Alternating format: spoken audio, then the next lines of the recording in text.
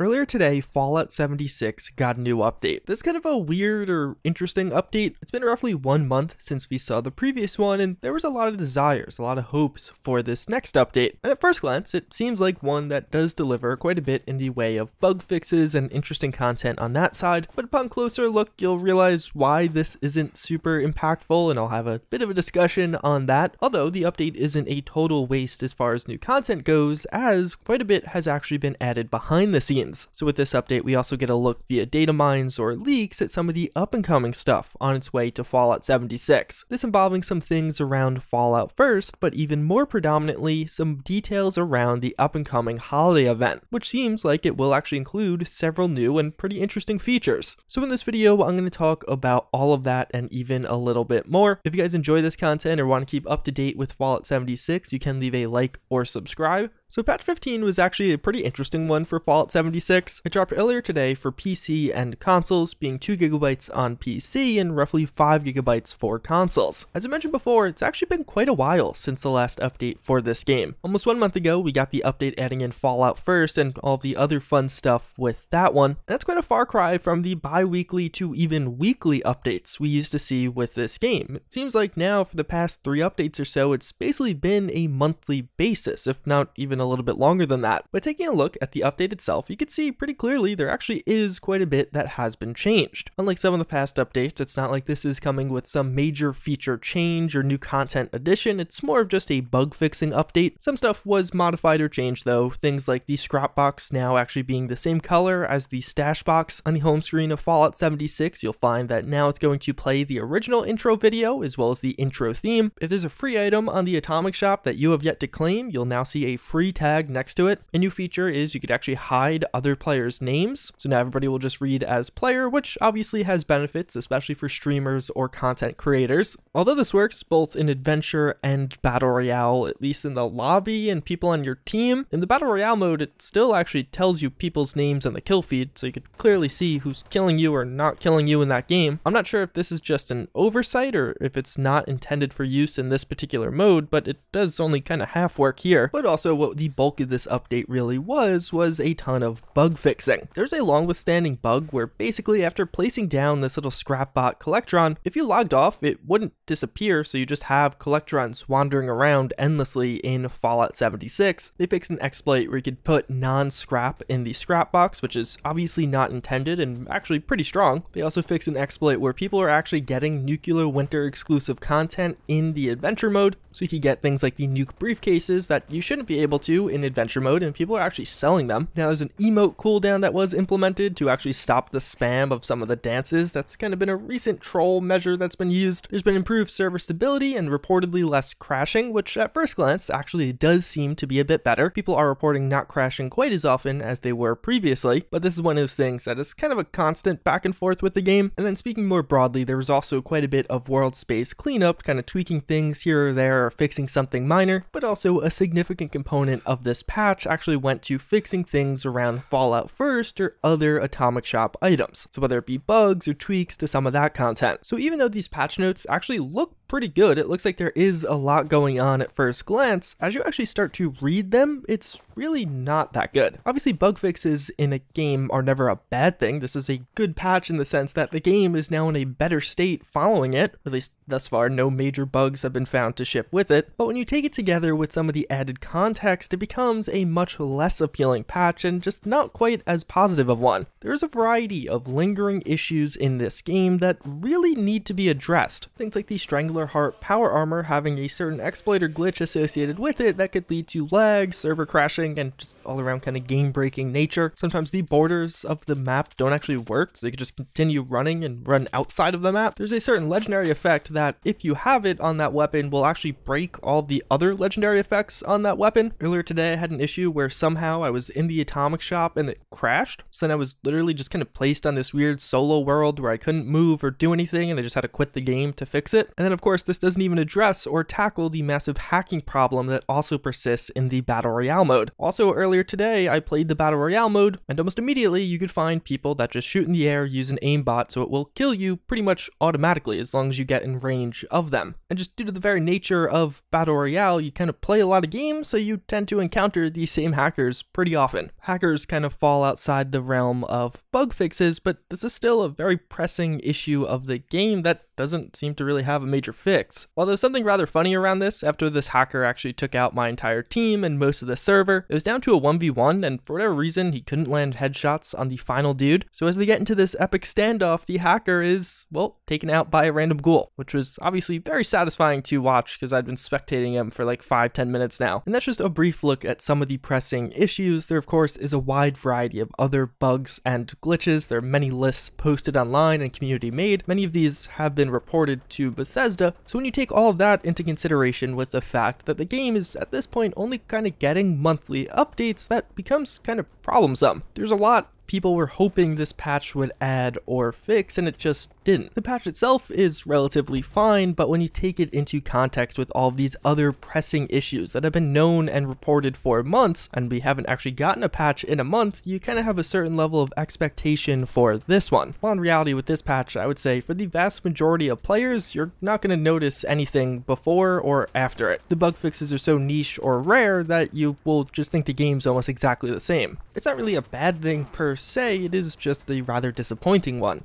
But also for me at least, I am kind of looking at the clock and thinking, hey, they gotta start kind of acting. We know Wastelanders got delayed, and I think many of us were hoping part of this was to actually improve the base game of Fallout 76, try and really make it in a good, stable platform, so when Wastelanders does come out, you don't have to worry about some of those lingering issues. Bethesda typically takes off for the holiday, like many companies in the US, so it's not really like they have a ton of time to actually update the game. There's probably only one more update this year if they continue on their present schedule of one update per month, and that would bring them up right to the end of this year. It's one of those things that I think can get misconstrued. I think people have strong opinions one way or the other, but at least my hot take on this is Bethesda hasn't actually updated the game in 1 month. There's a lot of pressing issues with the game, a lot of issues that really need to be fixed. After waiting a month and getting an update like this, it really does make you wonder what has been going on. Like, what has Bethesda actually been doing over that past month? Maybe they were working on something monumental, but at least in the live version of the game, that doesn't really show. Separately from this, there were some updates to the Atomic Shop, a variety of Thanksgiving items added to it. These weren't super impactful one way or the other, although one that is kind of peculiar or curious. They added in another $18 paint job onto the store, which isn't super bad. That's almost a standard for this store, except this time around it's only a retexture of a previous power armor skin they added. In the past, they added the Liberty Prime power armor, and now you have the dark version of the Liberty Prime power armor, both being the same price. It is something obviously you can just ignore, and you don't need one to buy the other. You could just buy one or the other, but I mean, all they did was slap a skin on it and charged another $18. That is kind of high. Although separately, there actually is some interesting or cool stuff coming to the Atomic Shop in the future. Datamines show that there's going to be more in the way of Thanksgiving content, including a new turkey costume that I'm sure a lot of people will really enjoy, and also pretty unique, we're getting a new rifle skin for the Pilgrims. Unfortunately, this stuff again will be added to the Atomic Shop, so it's coming in the form of a microtransaction. It'd be cool to see this added for free in an event or something along those lines, but for better or worse, it looks like it is coming through the paid route. But also with this, it looks like they're going to be adding some more stuff to Fallout First. As of right now, it just basically looks like it's going to be some holiday decorations for your tent. It seems like these will be new decorations you could put on your survival tent, which right now you can only get via Fallout First. So a relatively minor one that will probably be free based off the past skin being free, just a continued benefit of staying subscribed. Although totally separate to that, something else that is rather ominous and has been also data mined is a freezer. So as of right now, all we know is that A, it's called a freezer, and B, it's going to look like this. Right now in Fallout 76 already, there actually is a fridge. This does the obvious, it makes it so it takes your food longer to decay. That fridge costs $7. Now at this point, it's just pure speculation, but I wouldn't be shocked if the freezer is just an advanced version of the fridge, perhaps being a part of Fallout First. Again, there's nothing indicating that one way or or the other, although I don't think the freezer will just be a retexture because, I mean, a fridge and a freezer, those are two totally separate things. Time will tell with this one, but considering the fridge is a microtransaction providing in-game benefits, you have to imagine the freezer will be a similar one. And honestly, with all that stuff, it's one of those things where, for me at least, it feels like it's kind of a bummer. The base game of Fallout 76 is really starving for content right now, and it's actually getting a ton of cool content. Unfortunately, it's mostly in the way of microtransactions. There also is a communist bundle on the way that looks awesome. Between that and the turkey bundle, I would really love to see some kind of in-game event to win that, but unfortunately, it's just going to be pay money. It's not to say Bethesda can't monetize their game, but rather for a kind of 3-month or so window now, it'll be that the majority of new content is just Atomic Shop. Some of these new outfits look awesome. Clearly a lot of work was put into it, but if you just want to play Fallout 76 without actually paying money, outside of bug fixes, there's literally not been much for months at this point. The occasional event, the occasional activity to complete or repackaging of old content, and it's just pretty clear at this point if you're paying attention to Fallout 76, the balance of free content to enjoy versus paid content to enjoy just isn't there anymore. There's a lot more on the way of the paid side. Although fortunately, it looks like we are getting some new free events also with this game, and this one actually seems like it's going to be a pretty cool one. There may have been kind of a drought for a few months, but hey, we're getting something, and that is coming with this holiday event that will likely come at some point in December. We don't know too much about this just yet, but just for a peek, there will be some Atomic Shop items coming with this, some gingerbread stuff, which is naturally kind of cool. But unlike Thanksgiving, unlike the Kami pack, not all of this is for purchase. Separately, we're actually getting some new features to Fallout 76, including some new gifts. So it's still early on, all this stuff is still a month out, so naturally pretty subject to change, but found in the files of Fallout 76, 2 new things were added. New types of gifts that you could actually craft yourself and seemingly give to other players, but also gifts that you can loot, likely lootable from this holiday event itself. To go along with this, there's actually some sound effects for the gift opening.